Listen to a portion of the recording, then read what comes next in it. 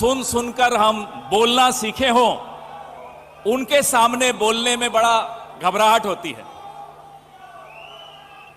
आज मुझे ये अवसर मिला कि जिन सोनिया गांधी जी को हम सुन सुनकर प्रेरित होते थे, आज उनके आशीर्वाद से मैं 85वें महाधिवेशन में बोल रहा हूं। वक्त ऐसा आया है इस देश में अभी, कांग्रेस पार्टी, खड़गे साहब जब बोलते हैं उनकी वाणी में चूल्हे की महक होती है, मिट्टी की खुशबू होती है, और जब राहुल गांधी दहाड़ते हैं तो दिल्ली से नागपुर तक नेहरू गांधी बोलते रहते हैं हमारे प्रधानमंत्री जी और उनके पूरी नेता। उन्हें समझ ही नहीं आता हुआ क्या, अब जवाब क्या देंगे। सोनिया जी से हम सीखे हैं, कितनी भी कठिन परिस्थिति हो, सौम्यता से कोई समझौता नहीं होता है, कोई मूल्यों से कोई समझौता नहीं होता है। ये हम सोनिया जी से सीखें। राहुल जी, आप में महात्मा गांधी की सरलता और नेहरू की गहराई है, आपसे ये क्या मुकाबला कर पाएंगे। दो तरह की विचारधाराओं की लड़ाई है, दो तरह की विरासतों की लड़ाई है। This is a battle not just of two ideologies. This is a battle of two legacies.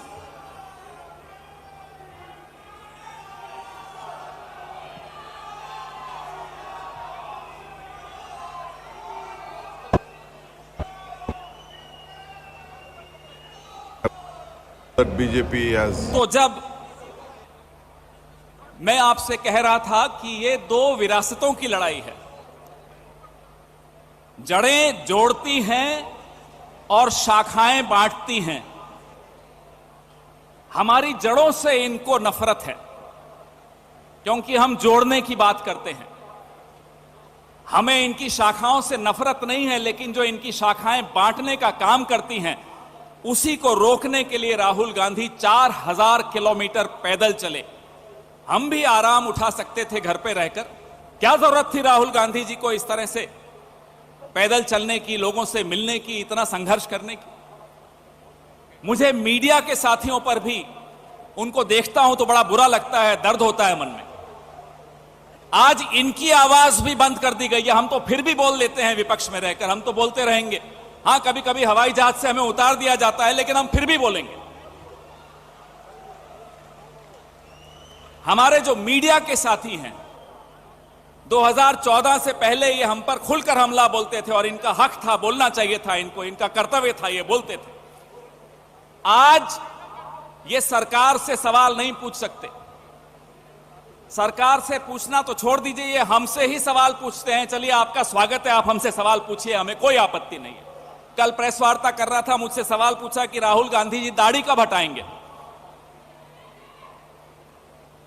वैसे राहुल जी, आपकी जो दाढ़ी है ना, ये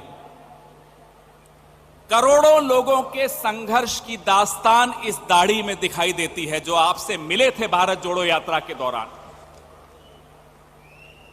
इस दाढ़ी को जब देखते हैं तो पिछले 9 साल का सफर, इस देश के नौजवान, बेरोजगार नौजवान, इस देश के जूझते हुए व्यापारी, इस देश का मीडिया, हम सब का सफर दिखता है इस दाढ़ी में। हम देख रहे थे आप कैसे करोड़ों लोगों से मिलते थे, उनका दर्द सुनते थे, उनका दुख बांटते थे। बार बार घंटी बज रही है, लेकिन यह बात जरूरी है कि ये जो लड़ाई है, मध्यवाद की लड़ाई, लेफ्ट और राइट दोनों से होती आई है।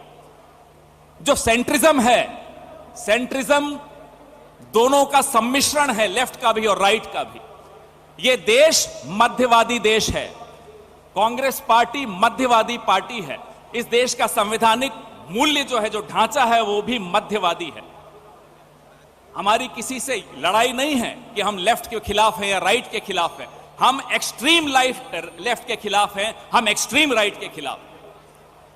तीसरी बार घंटी बजी है और रणदीप जी बार बार मुझे आंखें दिखा रहे हैं, लेकिन इस लड़ाई में हम पीछे हटने वाले नहीं हैं।